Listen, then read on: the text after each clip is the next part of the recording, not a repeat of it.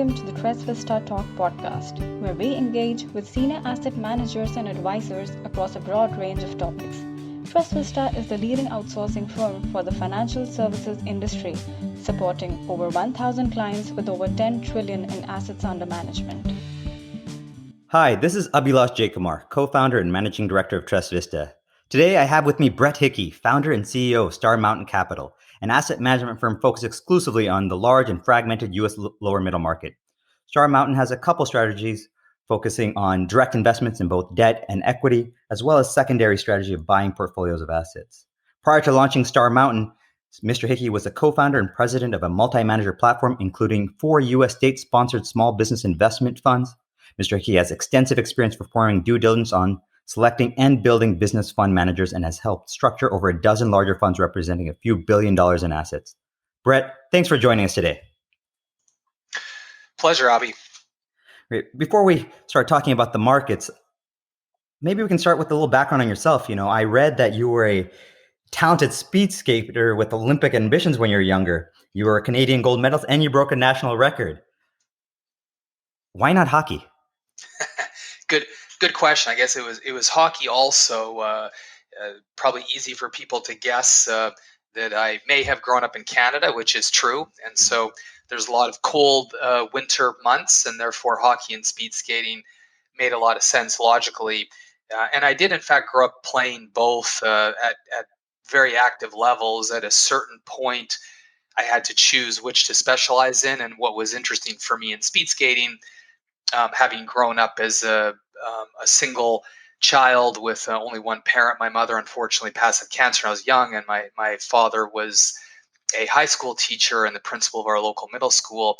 And so to be able to travel, if I won my local events in speed skating, if I won the provincial level, they would pay for me to compete nationally. If I won nationally, they'd pay for me to compete internationally. And that really gave me an interesting ability to travel and experience different places in the world and so forth. And so for me, I found that really interesting and really fun. And I really love team sports. But the other thing I love about individual sports is if you have a game plan and you put the effort in, at least what my experience has been, is it really can yield results. And so the one thing I always liked about speed skating is there's really no excuses. It can't be, there's nowhere to hide. You either put in the effort and are successful in your competing or not, right? You can't blame your teammates, can't blame anybody else. And so I guess I just liked that. I found it a fun way to engage in life. Yeah, maybe can you speak to how that experience and being a competitive athlete has led you to launching Star Mountain and why you got to that point and where you've come now? Yeah, it's interesting having, we were talking about kids just before this call, you and I, with young kids, and I have 2 young children, and I think a lot about how to raise them in really a different world than I grew up with, very different financial means and so forth. And so how do I think about the things that helped form me into who I am today, and how do I emulate that with my children and give them other opportunities that I perhaps didn't have as well. And grit is really a key thing. As you may know, I sit on the global board of Harvard's Entrepreneur Alumni Association, and a lot of the different studies and research that we've seen from Harvard, as well as being in the Young Presidents Organization for about 12 years, and a lot of the information we see really talks about grit and persistence. And yes, there are some people in life that get lucky, right time, right place, but luck isn't really a strategy. And so if you want to have a high probability of an outcome, I think you need to think long term and really develop a focused game plan where you make sacrifices is the reality, and are willing and able to work through a whole multitude of challenges, whether it's a pandemic that we're currently facing, whether it's health issues that you may have or part of your team may have. Right? There are internal and exogenous factors. And so I think grit is really something I think a lot of sports certainly teach people grit, and I'm a big fan of. And I think that is one of the things that speed skating taught me, is to really work hard, take a long-term focus. And what I learned at a young age is that if you do that, it really is amazing what you can accomplish. But to the point of luck, I guess the other thing I learned is that I did not end up going to the Olympics. I was on the Olympic training team while going to college, and I one of the things I always liked about speed skating in hindsight is that I knew there was no money in it, so I needed a plan B. So they talk about in finance not having all your eggs in one basket. And I said, well, I should probably have at least two baskets. One was school to lead to something else, because in speed skating, unlike hockey, there's really no financial career opportunity in it. And so that led me down plan B when I flipped my bicycle on the velodrome and ended up not going to Salt Lake City, and decided that I didn't want to uh, really devote a big part of my life for the next 4 years to wait for the next Olympics and hopefully not get injured again, because injuries happen. It's a reality um, of life. And so I'm thankful that I learned to diversify at least a little bit. And as we built Star Mountain today, we focus extensively on diversification and really thinking about risk management. And I guess that probably had some interplay as well with my growing up. Yeah. No, I want to talk about what you're doing at Star Mountain, but first would love to get your view on the overall market. And as a Canadian, I'm sure you know the Wayne Gretzky quote, "I skate to where the puck is going, not where it has been." So, so where do you think the puck is going, so to speak, as far as opportunities for investing in credit? Yes, you're certainly right. And in fact, I was born in Edmonton, where Wayne Gretzky, of course, was the captain of the Edmonton Oilers for a long time, and so I think anybody who grew up around there, that's really ingrained in us. I think the puck is going.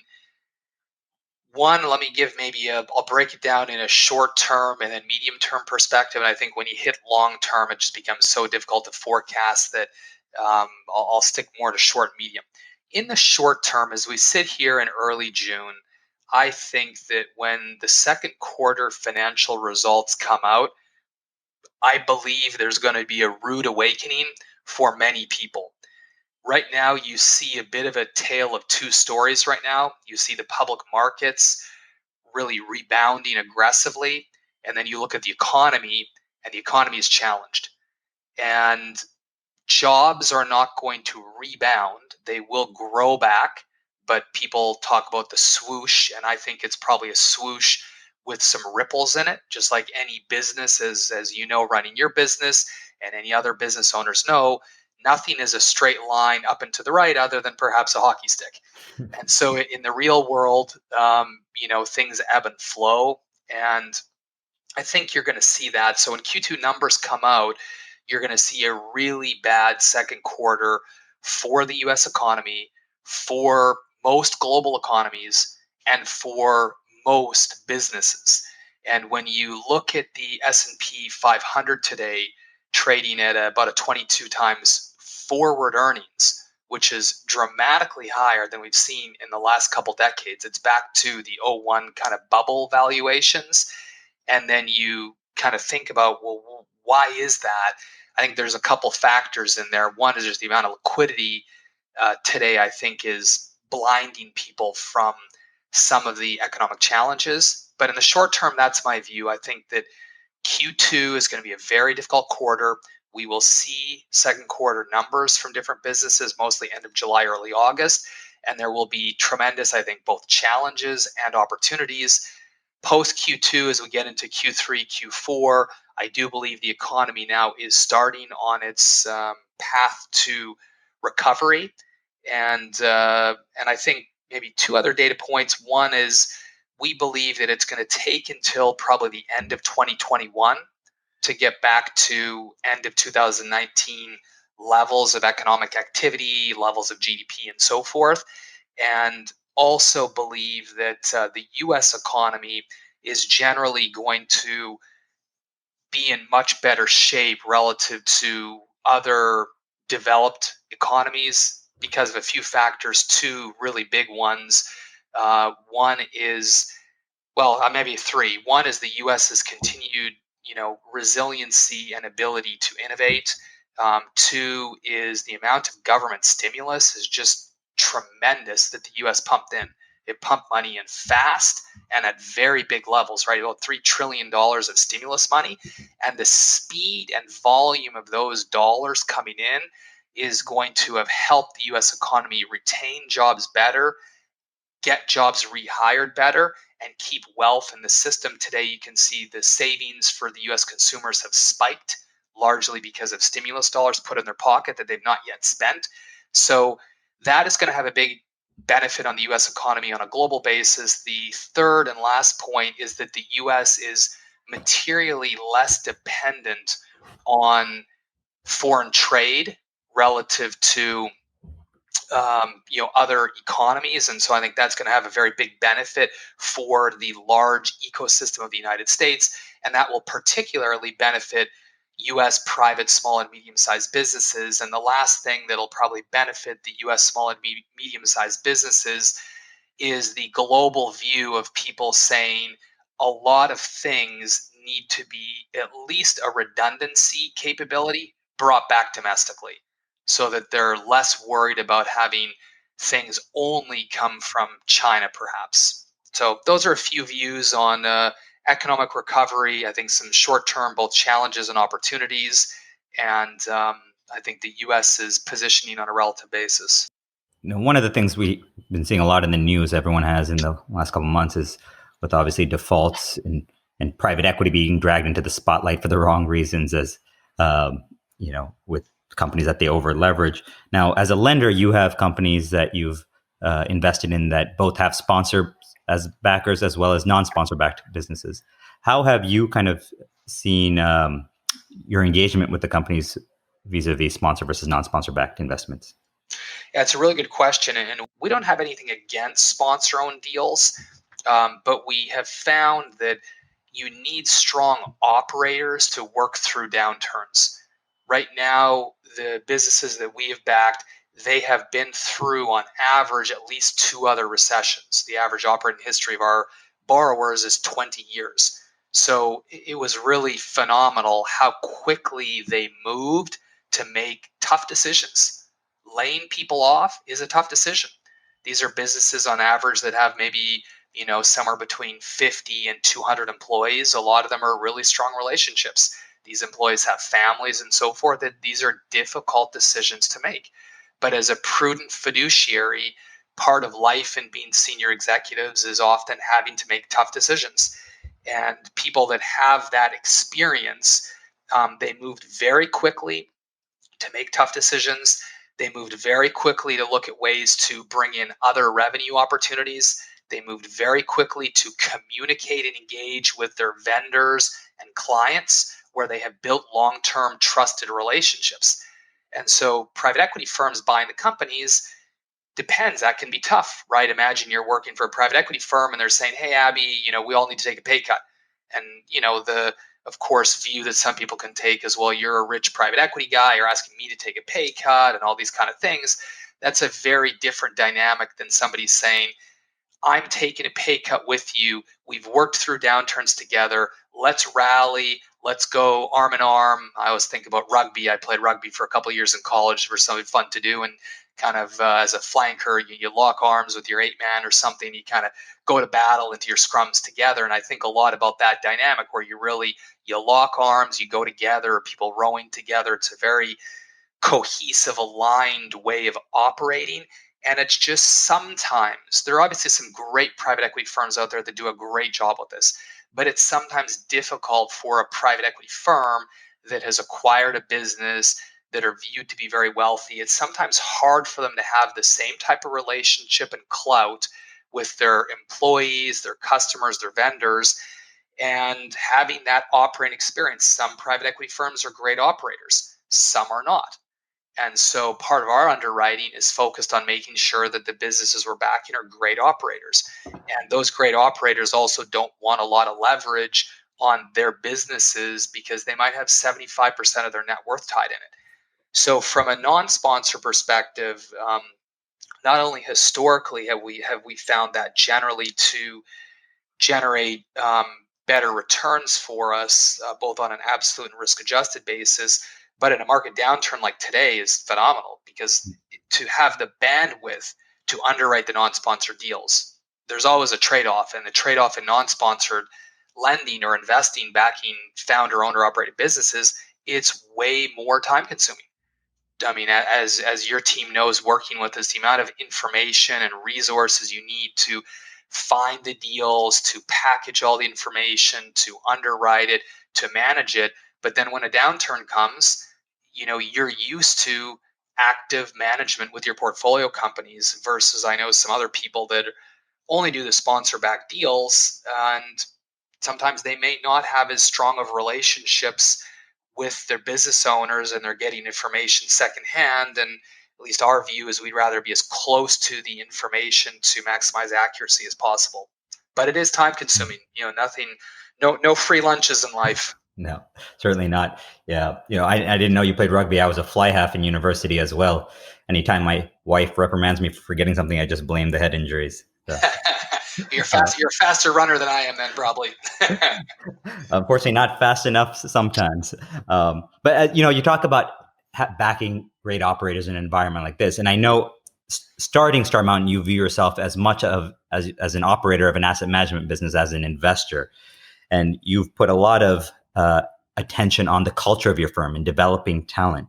And you were recently named one of the best places to work in New York City for a second time, I believe. You've had this award recognized by numerous publications. So congratulations on that. Can you just talk about, why that is so important, and specifically in this environment as people are working remotely and may continue to in the future as the future of work is evolving, how you think about maintaining and developing culture? Yeah, I really my thanks here, which is one of the reasons that I try to give back both time and financially to Harvard, is when I did an executive program at Harvard Business School, spending 3 weeks per year for 3 different years living on campus with around 150 other CEOs around the world, was really a game-changing way of how I viewed the world. Prior to that, in investment banking as an investor, it's growth, it's profits, it's revenue, it's EBITDA, right? It's very number quantitatively driven. And that matters. But culture also matters. And the one thing that I really changed my force ranking of is how much I believe that team and culture are really our absolute most important assets of our business. And I always remember one of the first days we had in class, they had you force rank 10 things, and they're all high value. Like, what's more important, revenue or after tax earnings or growth rates or culture, right? So on and so forth. So none of them are low value things. And I've always viewed culture as important. I think growing up in a small town, especially not having a lot of money, we would borrow snow blowers and lawn mowers and stuff with our neighbors, and we really worked as a community together. And to me, that was normal. That was a normal way of growing up. I've learned in life later that that's not normal for a lot of people, but I've always viewed culture as quite important. It went from about 6 out of 10 to 1 out of 10 when I was done the program. And I was really built to believe that when you look at whether it's sports teams or any other long-term leading organizations that continue to persist through changing economic environments, it really comes down to a really strong, focused, aligned, and motivated team. And so we were thankful to be recognized, as you mentioned, by both Pension and Investments and Cranes again recently for best places to work. And I think it's really just because we put so much time and effort into attracting, developing, retaining, aligning interests with our team, including some basic things where 100% of our employees get carried interest and share in the profits of our business. We are a 100% employee-owned business, so we take a very long-term focus with our team, with each other, and with our investors. And I think as you see what that's resulted in today, it's really built some great long-term financial results, but also I think created some competitive advantages heading into the future, because you can't just slap a whole bunch of talented people together and win. And I think sports is probably the easiest way to see that. And you have a team with us at Tres Vista in India. Can you maybe speak about how outsourcing as a strategy complements the culture you've built internally? Yeah, outsourcing, I think, is one of the things when I left Citigroup, Solomon Barney, where all of the big, at least to my knowledge, all the big, certainly major bulge bracket investment banks, they all have outsourced offices, most, if not all of which in India. And so I worked with that and started within that and developing some of that back 20 years ago. And 11 years ago, when we restructured to form Star Mountain Capital as a trademarked brand, I asked myself, what are all the things that the big firms have that the little firms don't have, and how can you bridge that, and how can you recreate that? And outsourcing was certainly one of the important things. So we actually hired our first person in India through an outsourced partnership similar to Trevista 11 years ago. And as we've grown further, adding competencies in what you all have built with Trevista, in not only some good data entry type of people, which is what historically we've had, but really high caliber, thoughtful people. Not only does it expand capacity and bandwidth, but it also gives you the ability to process information overnight. So we like to say that we're processing data and information really 24/7. So that means that you can analyze more data, analyze it better, analyze it faster, and that creates competitive advantages. And then back to culture, it also gives even our most junior people folks that they can ask for help, people that can help fill in some data, fill in some spreadsheets, do some work for them. And there's a really uplifting psychological feeling when you're feeling overwhelmed and you say, oh, great, I get to have, my partners at Trevis to give me a hand. Our team really values that as a really what's become now a core part of our team, an outsourced team that I believe will continue expanding with into the future. Yeah, we both hope so. Maybe to wrap things up, can you maybe speak about the different strategies you currently are managing and how you see each of those in the short term and long term as far as the strongest opportunities? Yeah, our two primary strategies that are particularly attractive today, in our view, are one, what we call acquisition financing. So, in simple terms, think about the US lower middle market. You have 200,000 private businesses. You have a retiring demographic of people that own private businesses and need to sell them. And then you have challenged businesses that may need to sell. So finding a good company to acquire a business from an older business owner, perhaps, or a challenged business, and when you can combine two businesses, because they're now larger, they often have a much higher valuation multiple. So there's good synergies in that. And the complexity of that, the business owners are willing to pay for what we call being a strategic value added lender, where we'll help them find an acquisition, analyze it, negotiate it, structure it, integrate it, and then help them position to eventually sell their business to a private equity firm or somebody at a high valuation. And so that type of opportunistic, acquisition type of financing lending is something that tends to do very well in market downturns, including a bit of an all-weather strategy, but particularly today, given the continued aging of our population and now the distressed economic environment. The second is our secondary strategy, where we are purchasing either assets or portfolios of assets, including buying limited partnership interests in lower middle market funds, where there are approximately 1,000 lower middle market funds in the US that are within our target market, with tens of thousands of different limited partners that may want and or need early liquidity on their assets. And having the ability to analyze the assets bottoms up is really a critical capability, given the complexity, to purchase what we believe can be good assets at discounted valuations. And that tends to be a counter-cyclical strategy. Of course, opportunistic in a market downturn such as we're facing today. Wonderful. Well, Brett, thank you so much for your time today. This has been a really wonderful conversation. And I hope you and your family all stay safe and healthy through this current environment. And I'll look forward to speaking again very soon. Thank you, Abby, and thanks to the Trevista team. We really appreciate all your team's effort and support. And with that, we come to the end of this episode of the Trevista Talk podcast. Thank you to our listeners, and we would love for you to subscribe, rate, and leave a review wherever you access podcasts. Please follow us on LinkedIn and Twitter to stay updated on additional content. To know more about how we support our clients on due diligence, business development, portfolio management, fund administration, data analytics, and other areas, feel free to visit our website and reach out to us at www.resista.com.